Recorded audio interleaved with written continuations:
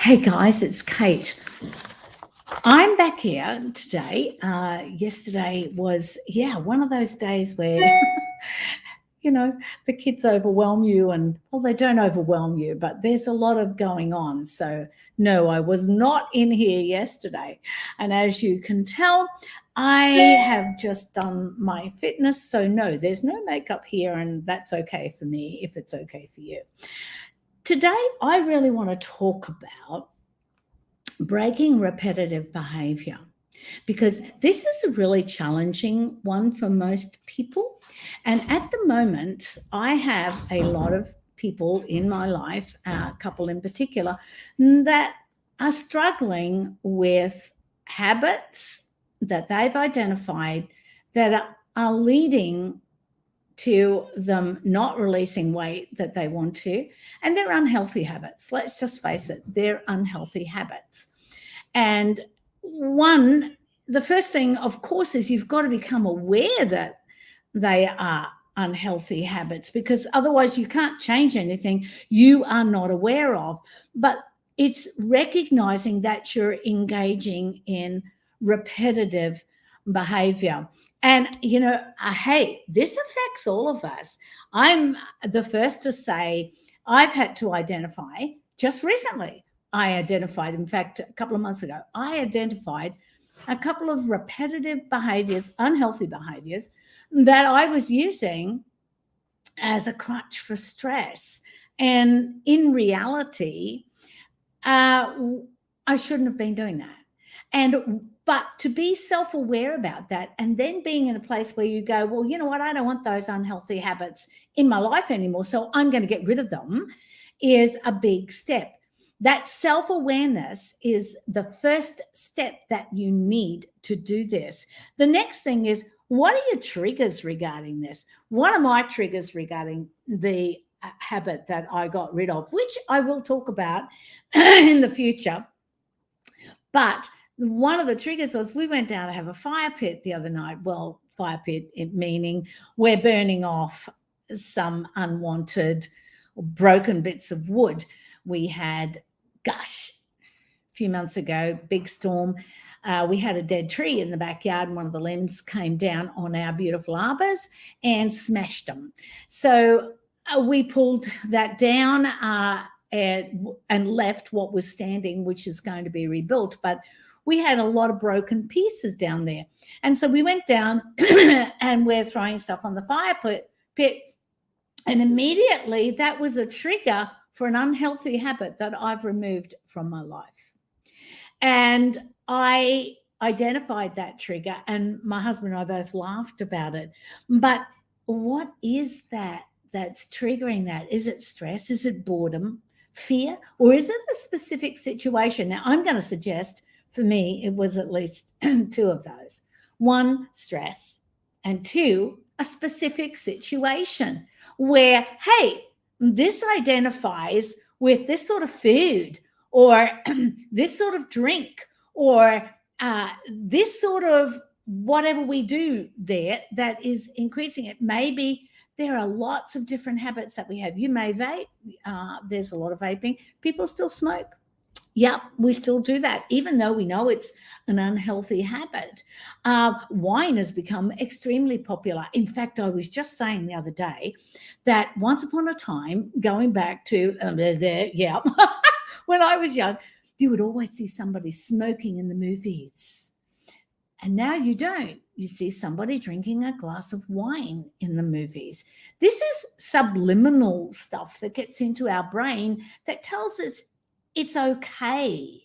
But some of those habits may end up being on the unhealthy side for you. It's the same as in most movies you see, they're always eating something. There's always cake, and it's the skinny girl that's eating all the cake.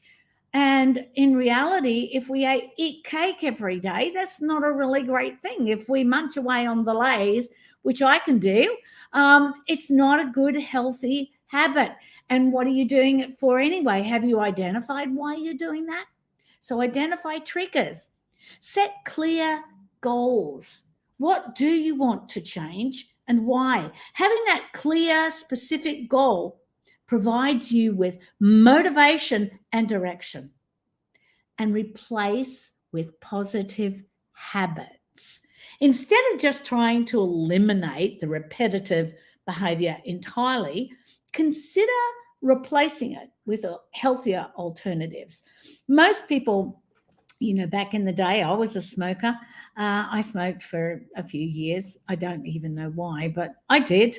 I gave that away. I had to deal with the Lord about my husband being saved, and that took care of that. But I can remember it was a habit of putting something in my mouth, and some of you former smokers will identify with a lot of the time when we give up something that is hand to mouth, you reach for something else that is not so great for you.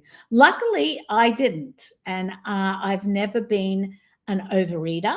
I can be a stress eater, but more likely in stress situations, I won't eat at all. So you've got to identify these triggers for yourself and work out how you can replace that.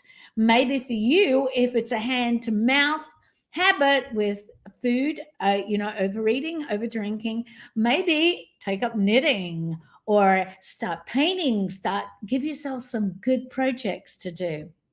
Seek support. In other words, don't be an island. Share what you're trying to do with your friends and family, or a therapist if you go to a therapist, or a life coach. Here I am, life coach here. I can help you with these sorts of things.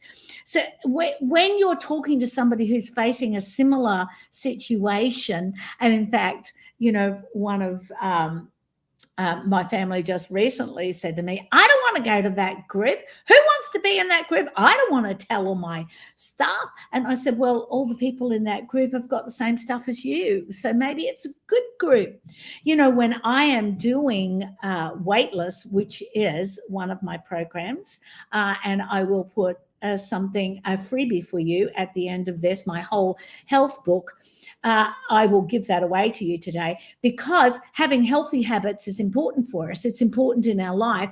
And the truth is, I always find that when I'm doing Weightless as a program, it is way better in a group, because I have people that have the same issue.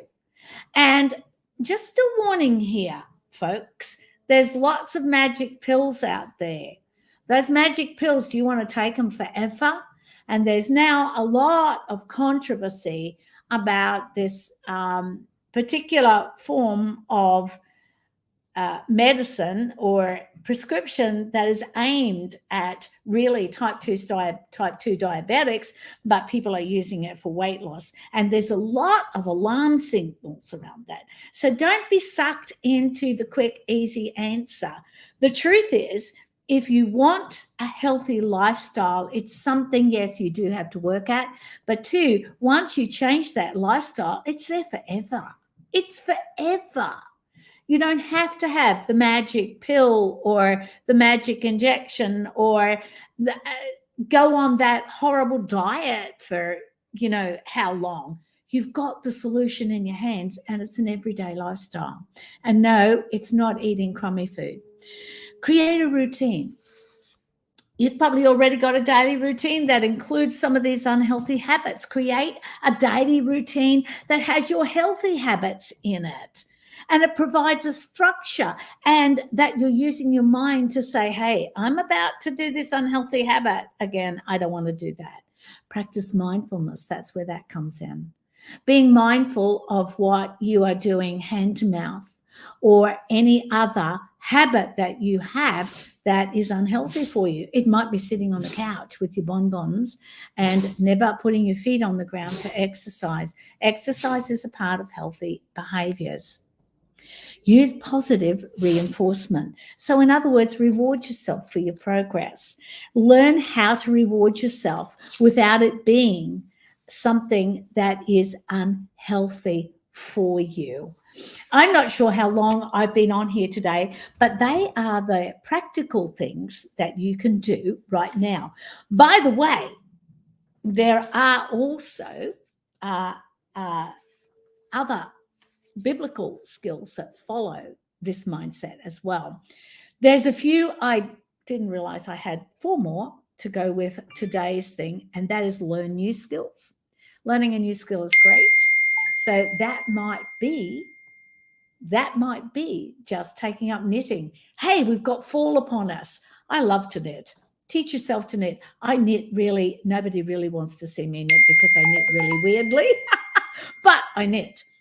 Professional help, I said that before. Practice patience. Forgive yourself if you fall down today. Hey, just forgive yourself. Pick yourself back up and go on and track your progress. Put that day down that you say that you're going to start your new healthy behaviors and do it. Remember, repetitive behavior has been there for a long time, and breaking it is a process.